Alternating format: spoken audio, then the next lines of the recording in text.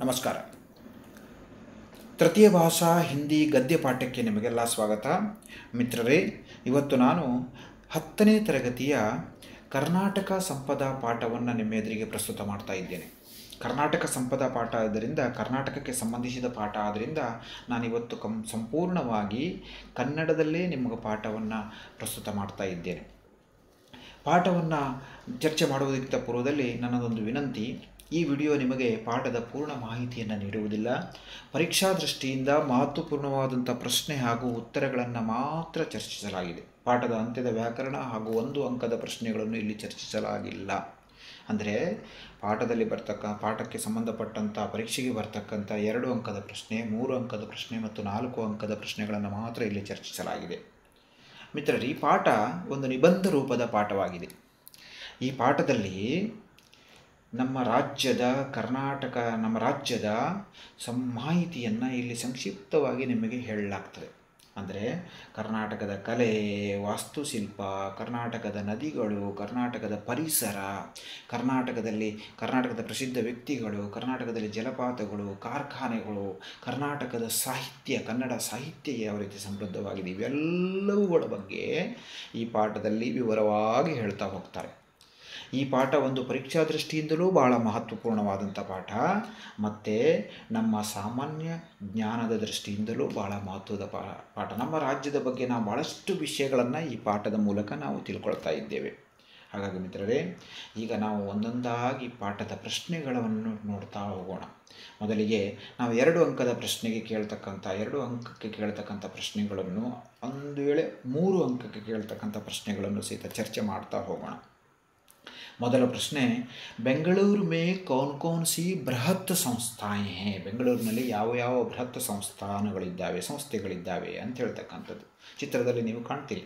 ಬೆಂಗಳೂರು ಮೇ ಪ್ರಸಿದ್ಧ ಭಾರತೀಯ ವಿಜ್ಞಾನ ಸಂಸ್ಥಾನ್ HAL, HMT, ITI, BHEL, BEL जैसे बृहत संस्थाएं हैं. ಭಾರತೀಯ ವಿಜ್ಞಾನ ಸಂಸ್ಥಾನಕ್ಕೆ IISc ಅಂತಾರೆ. HAL ಅಂದರೆ ಹಿಂದೂಸ್ತಾನ್ ಏರೋನಾಟಿಕ್ಸ್ ಲಿಮಿಟೆಡ್, HMT ಅಂದರೆ ಹಿಂದೂಸ್ತಾನ್ ಮಷಿನ್ ಟೂಲ್ಸ್, ITI ಅಂದರೆ ಇಂಡಿಯನ್ ಟೆಕ್ನಾಲಜಿ ಇಂಡಸ್ಟ್ರಿ ಅಂತೇಳಿ ಏನು ಬರ್ತದೆ, ಭಾರತೀಯ ಹೆವಿ ಎಲೆಕ್ಟ್ರಾನಿಕ್ಸ್ ಲಿಮಿಟೆಡ್, ಭಾರತೀಯ ಎಲೆಕ್ಟ್ರಾನಿಕ್ಸ್ ಲಿಮಿಟೆಡ್, ಈ ರೀತಿಯೆಲ್ಲ ಅದರ ವಿಸ್ತೃತ ರೂಪ ಇದ್ದಾವೆ. 2ನೇ ಪ್ರಶ್ನೆಗೆ ಹೋಗೋಣ ನಾವು. 2ನೇ ಪ್ರಶ್ನೆ, ಬಾಂಧ್ और ಜಲಾಶಯೋं के क्या ಉಪಯೋಗ है? ಇದು ಸಹಿತ 2 ಅಂಕಕ್ಕೆ ಬರ್ತಕ್ಕಂಥ ಪ್ರಶ್ನೆ. ಅಂದರೆ ಆಣೆಕಟ್ಟು ಮತ್ತು ಜಲಾಶಯಗಳಿಂದ ಏನು ಲಾಭ ಇದ್ದಾವೆ ಅಂತ ಹೇಳ್ತಕ್ಕಂಥದ್ದು. कर्नाटक में कावेरी, कृष्णा, तुंगभद्रा आदि अनेक नदियाँ हैं. इन नदियों पर बांध बनाए गए हैं. इनसे हजारों एकड़ जमीन सींची जाती है. इसके अलावा इन नदियों के जलाशयों की सहायता से ऊर्जा उत्पादन केंद्र भी स्थापित किए गए हैं. ಮುಂದಿನ ಪ್ರಶ್ನೆಗೆ ಹೋಗೋಣ. ಮುಂದಿನ ಪ್ರಶ್ನೆ, कर्नाटक के किन साहित्यकारों को ज्ञानपीठ पुरस्कार प्राप्त है?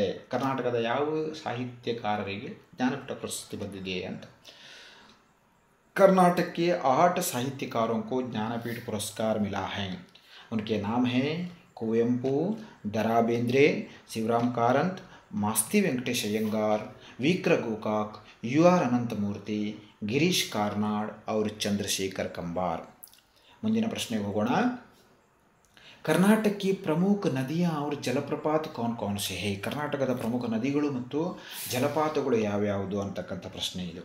ಇದು ಸಹಿತ 2 ಅಂಕಕ್ಕೆ ಕೇಳ ಸಾಧ್ಯತೆ ಇರುವಂಥ ಪ್ರಶ್ನೆ.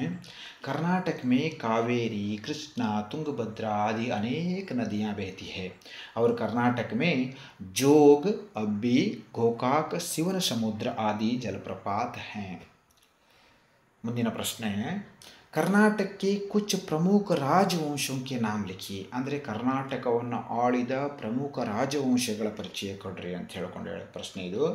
कर्नाटक में गंगा, कदंब, चालुक्य, राष्ट्रकूट, ಹೊಯ್ಸಳ, ಒಡೆಯರ್ आदि राजवंशजों ने राज किया है. ಇನ್ನೊಂದು ಪ್ರಶ್ನೆಯನ್ನು ಕೇಳಬಹುದು. कर्नाटक में कौन से राजाओं ने यहाँ शासन किया है, अधिकार किया है? प्रमुख राजाओं के नाम लिखिए. ಆ ಪ್ರಶ್ನೆಯೂ ಸಹಿತ ಬರಬಹುದು. तथा कृष्णदेवराय, मदकरी नायक, अब्बक्का देवी, कित्तूर चन्नम्मा, टिप्पू सुल्तान जैसे शासकों ने कर्नाटक राज्य के श्रीवृद्धि में अपने योगदान दिए हैं. ಈ ಪ್ರಶ್ನೆಗೆ ಇಂಥ ರಾಜರುಗಳು ಸಹಿತ ನಮ್ಮ ಕರ್ನಾಟಕದ ಅಭಿವೃದ್ಧಿಗೆ ತಮ್ಮ ಕೊಡುಗೆಯನ್ನು ನೀಡಿದ್ದಾರೆ ಅಂತಕ್ಕಂಥದ್ದು. ಮುಂದಿನ ಪ್ರಶ್ನೆಗೆ ಹೋಗೋಣ. ಇದು ಪ್ರಶ್ನೆ ಅಲ್ಲ ಮಿತ್ರರೇ, ಇದು ನಾನು ಒಂದು 2-3 ಪಾಯಿಂಟನ್ನು ನಿಮ್ಗೆ ಕೊಡ್ತೀನಿ, 2 ಅಂಕಕ್ಕೆ ಕೇಳಲಿಕ್ಕೆ ಸಾಧ್ಯತೆ ಇರುವಂಥದ್ದು. ಕರ್ನಾಟಕಕ್ಕೆ ಪ್ರಸಿದ್ಧ ವ್ಯಕ್ತಿಗಳು ಪುಸ್ತಕದಲ್ಲಿ ಬಂದಿರತಕ್ಕಂಥದ್ದು ಬಹಳಷ್ಟು ಪ್ರಸಿದ್ಧ ವ್ಯಕ್ತಿಗಳಿದ್ದಾರೆ. ಕರ್ನಾಟಕಕ್ಕೆ ಪ್ರಸಿದ್ಧ ವ್ಯಕ್ತಿ sir C V Raman, sir M Visvesvaraya, doctor CNR Rao, doctor Shakuntala Devi, ಅವರು ನಾರಾಯಣ ಮೂರ್ತಿ. ಇನ್ನೊಂದು ಪ್ರಮುಖ ಅಂಶ, ಕರ್ನಾಟಕ में मिलने वाली धातुएं सोना, तांबा, लोहा आदि. ಕರ್ನಾಟಕಕ್ಕೆ ಕರ್ನಾಟಕದ ಪ್ರಮುಖ ಕಾರ್ಖಾನೆಗಳು ಪುಸ್ತಕದಲ್ಲಿ ಬಂದಿರತಕ್ಕಂಥದ್ದು. ಭದ್ರಾವತಿ में कागज का कारखाना, लोहे और इस्पात का कारखाना, इसके अलावा चीनी, सीमेंट, रेशम, कागज के उत्पादन आदि कारखाने कर्नाटक में हैं. ಇದನ್ನು ಬಿಟ್ಟು ಇನ್ನೂ ಕೆಲವೊಂದಿಷ್ಟು ಪ್ರಶ್ನೆಗಳನ್ನು ನಿಮಗೆ ಕೇಳಬಹುದು. कर्नाटक को चंदन का आगर क्यों कहते हैं? क्योंकि चंदन का पेड़ विपुल मात्रा में है, इसलिए चंदन का आगर कहते हैं. बेंगलुरु को सिलिकॉन सिटी ಕ್ಯೋ ಕಹಾ ಜಾತಾ? ಈ ಪ್ರಶ್ನೆಯೂ ಸಹಿತ ನಿಮಗೆ ಇಲ್ಲಿ ಕೇಳ್ತಕ್ಕಂಥ ಸಾಧ್ಯತೆ ಇದ್ದಾವೆ. ಇದು 2 ಅಥವಾ 3 ಅಂಕಿಗೆ ಬರ್ತಕ್ಕಂಥ ಪ್ರಶ್ನೆಗಳು, ಜಾಸ್ತಿಯಾಗಿ 2 ಅಂಕಕ್ಕೆ ಬರ್ತಕ್ಕಂಥ ಪ್ರಶ್ನೆಗಳು. ಈಗ ನಾನು ಚರ್ಚೆ ಮಾಡ್ತಕ್ಕಂಥ ಪ್ರಶ್ನೆ ಬಹಳ ಮಹತ್ವಪೂರ್ಣವಾದಂಥ ಪ್ರಶ್ನೆ, 3 ಅಥವಾ 4 ಅಂಕಕ್ಕೆ ಕೇಳ್ತಕ್ಕಂಥ ಪ್ರಶ್ನೆ. ಕೇವಲ 3 ಪ್ರಶ್ನೆಗಳಿದೆ. ಆ 3 ಪ್ರಶ್ನೆಯನ್ನು ನೀವು ಓದಿಕೊಂಡ್ರೆ ಭಾಗಶಃ ನಿಮಗೆ ಬರ್ತಕ್ಕಂಥ ಸಾಧ್ಯತೆಗಳಿದ್ದಾವೆ, 3 ಅಥವಾ 4 ಅಂಕಕ್ಕೆ. ಅದರಲ್ಲಿ ಮೊದಲನೇ ಪ್ರಶ್ನೆ, कर्नाटक के प्राकृतिक सौंदर्य का वर्णन कीजिए ಅಂತಕ್ಕಂಥದ್ದು. प्रकृति माता ने कर्नाटक राज्य को अपने हाथों से संवार कर सुंदर और समृद्ध बनाया है. कर्नाटक की प्राकृतिक सुषमा नयन मनोहर है. पश्चिम में विशाल अरबी समुद्र लहराता है. इसी प्रांत में दक्षिण से उत्तर तक फैली लंबी पर्वतमालाओं को पश्चिमी घाट कहते हैं. इन्हीं घाटों का कुछ भाग सह्याद्री कहलाता है. दक्षिण में नीलगिरी पर्वतावलियाँ शोभायमान हैं. और एक बार दोहराऊं, कर्नाटक के प्राकृतिक सौंदर्य का वर्णन कीजिए. प्रकृति माता ने कर्नाटक राज्य को अपने हाथों से संवार कर सुंदर और समृद्ध बनाया है. कर्नाटक की प्राकृतिक सुषमा नयन मनोहर है. पश्चिम में विशाल अरबी समुद्र लहराता है. इसी प्रांत में दक्षिण से उत्तर तक फैली लंबी पर्वतमालाओं को पश्चिमी घाट कहते हैं. इन्हीं घाटों का कुछ भाग सह्याद्री कहलाता है. दक्षिण में नीलगिरी पर्वतावलियाँ शोभायमान है. ಈ ಪ್ರಶ್ನೆಗೆ ಉತ್ತರವಾದ ಇಲ್ಲಿ ಮತ್ತೊಂದು ಪಶ್ಚಿಮಿ ಘಾಟ್ ಕ್ಯೋ कहते हैं, किसको कहते हैं, ಇದನ್ನು ಸಹಿತ ಪ್ರಶ್ನೆಯನ್ನು ಕೇಳಬಹುದು. 2ನೇ ಪ್ರಶ್ನೆಗೆ ಹೋಗುವಾಗ ಅದನ್ನು ಸಹಿತ ಮಹತ್ವಪೂರ್ಣವಾದಂಥ ಪ್ರಶ್ನೆ, कर्नाटक की शिल्पकला का परिचय दीजिए. कर्नाटक राज्य शिल्पकला अनोखी है. बादामी, ऐहोळे, पट्टदकल्लू में मंदिर है. उनकी शिल्पकला और वास्तुकला अद्भुत है. बेलूरू, हड़ेबीडू, सोमनाथपुरम के मंदिर है की मूर्तियाँ हैं वे सजीव लगती है. ये सुंदर मूर्तियाँ हमें रामायण, महाभारत, पुराणों की कहानियाँ सुनाती है. श्रवण बेलगोला में 57 फुट ऊंची गोमटेश्वर की प्रतिमा है जो दुनिया को त्याग और शांति का संदेश दे रही है. विजयपुरा के गोल गुंबज की व्हिस्परिंग गैलरी वास्तुकला का अद्वितीय दृष्टांत है. मैसूर का राजमहल कर्नाटक के वैभव का प्रतीक है. प्राचीन सेंट फिलोमिना चर्च, जगनमोहन राजमहल का पुरातत्व वस्तु संग्रहालय अत्यंत आकर्षणीय है. ये कर्नाटक का शिल्पकला और वास्तुकला का परिचय हो गया. अंतिम प्रश्न है, कन्नड़ भाषा तथा संस्कृति को कर्नाटक के साहित्यकारों की क्या देन है? कर्नाटक के अनेक साहित्यकारों ने सारे संसार में कर्नाटक की कीर्ति फैलाई है. वचनकार बसवण्ण क्रांतिकारी समाज सुधारक थे.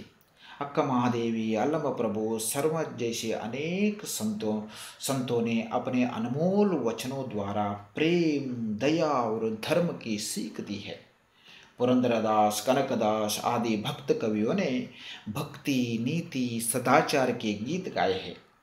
पंपा, रन्ना, पन्ना, कुमारव्यास, हरिहर, राघवांक आदि ने महान काव्यों की रचना कर कन्नड़ साहित्य को समृद्ध बनाया है. आधुनिक काल के साहित्यकार कुवेंपु, दरा बेंद्रे, शिवराम कारंत, मास्ती वेंकटेश अयंगार, वीक्र गोकाक, UR अनंतमूर्ति, गिरीश कार्नाड और चंद्रशेखर कंबार ज्ञानपीठ पुरस्कार से अलंकृत है. यह कन्नड़ भाषा और संस्कृति के लिए साहित्यकारों का देन है। यह अति महत्वपूर्ण प्रश्न है। ನಮಸ್ಕಾರ. ಮುಂದಿನ ಇನ್ನೊಂದು ಪಾಠ ಅಥವಾ ಪದ್ಯಗಳ ಜೊತೆಗೆ ನಾನು ನಿಮ್ಮ ಜೊತೆಗೆ ಹಾಜರಿರ್ತೇನೆ. ನನ್ನೆಲ್ಲ ವಿಡಿಯೋಗಳಿಗಾಗಿ ನೀವು ಸಬ್ಸ್ಕ್ರೈಬ್ ಮಾಡಿರಿ ಮತ್ತು ನಿಮ್ಮ ಅಮೂಲ್ಯ ಸಲಹೆಗಳನ್ನು ನೀಡುವುದನ್ನು ಮಾತ್ರ